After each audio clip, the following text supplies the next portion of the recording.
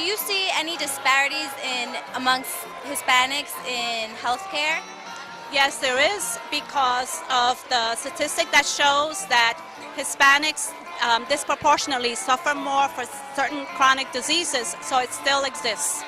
Las estadísticas nos han demostrado que los latinos estamos presentes en Internet, somos móviles, entonces cualquier campaña, especialmente de salud, tiene que estar presente en Internet. We have a mixed culture. We're like a melting pot. We have all different type of cultures in there. Hispanics, we do have a customer service. They also offer interpretation, and that's something that the state requires as well. But we do have interpretation for our patients if they don't understand the English language, and we can provide that for them. And we do have Hispanic nurses. On my floor alone, I have about 10 Hispanic nurses.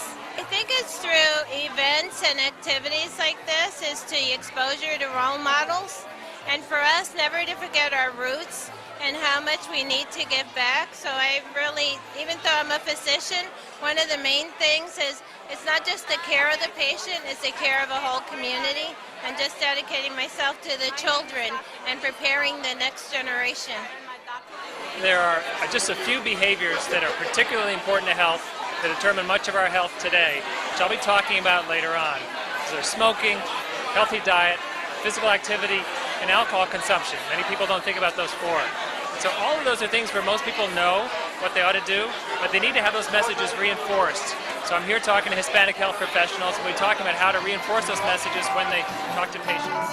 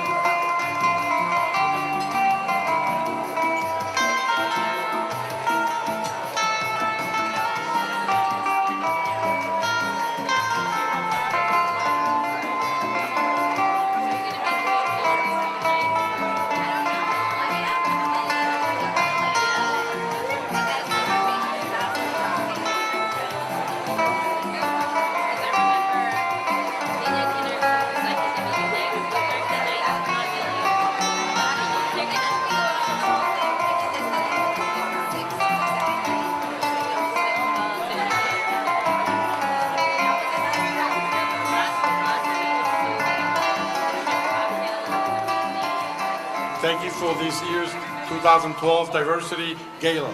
I know it takes a lot of work, and I want to start by thanking our president, George Seppenfeld.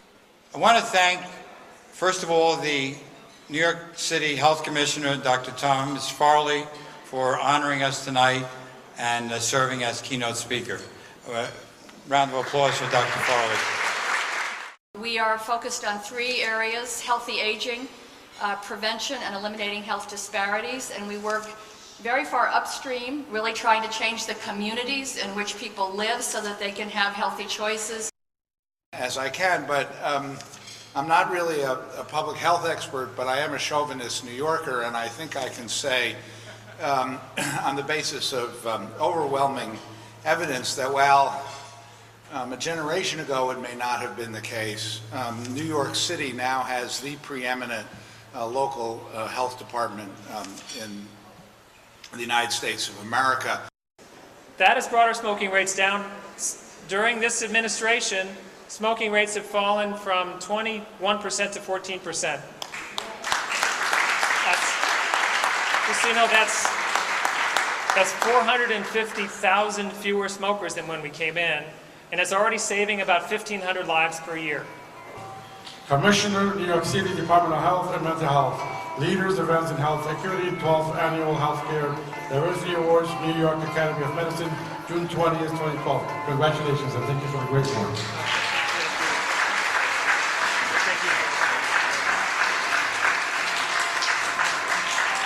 Thank you very much.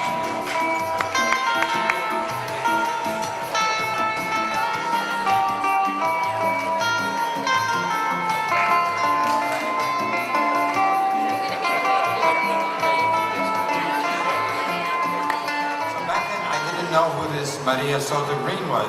He said, "You don't know who she is? She's the academic leader in New Jersey."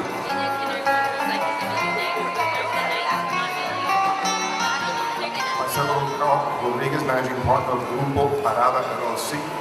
Marcelo Rodriguez has more than 16 years experience in the field of internet marketing. He was leading a successful business in Ecuador for many years. In the year 2002, he relocated to New York. He has worked for companies such as Coca-Cola, the Ecuadorian government, among others. Grupo Parada has been instrumental in helping companies across various industries maximize their profits through strategically targeting the Latin American and U.S. Hispanic markets using digital technology. So this award is now presented to Mr. Marcelo R. Rodriguez. The chair of the National Hispanic Chamber of Commerce and myself, we are so happy to recognize Marcelo tonight. Thank you.